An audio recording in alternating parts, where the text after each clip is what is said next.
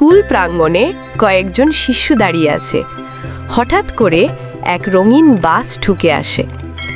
বাস হেসে বলল, হ্যালো বাচ্চারা, আমি ম্যাজিক বাস। আজ তোমাদেরকে এক অসাধারণ ভ্রমণে নিয়ে যাব। শিশুরা অবাক হয়ে একসাথে বলে, ও চলো যায়। বাস আকাশে উড়ে যায়। জানালা দিয়ে শিশুরা চাঁদ, তারা, গ্রহ দেখতে পায়। এক শিশু বলল, দেখো কত সুন্দর তারা ঝিকমিক করছে।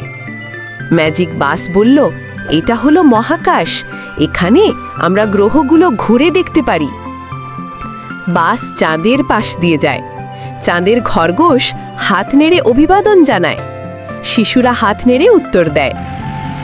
বাস হঠাৎ সমুদ্রের নিচে ডুব দেয়। চারপাশে রঙিন মাছ আর ডলফিন। ও, ডলফিন আমাদের সাথে খেলছে।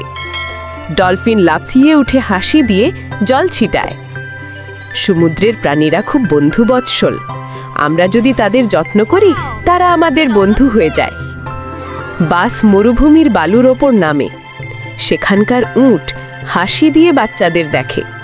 এক শিশু বলল, ওহ, মরুভূমি এত গরম, কিন্তু উট কিভাবে থাকে? ম্যাজিক বাস বলল, কারণ উটের শরীর বিশেষভাবে তৈরি, পানি ছাড়া অনেক দিন থাকতে পারে। বাস আবার স্কুলে ফিরে আসে। ম্যাজিক বাস বলল, আজ আমরা শিখলাম পৃথিবী আর মহাকাশ কত সুন্দর। আবার একদিন ভ্রমণে যাব।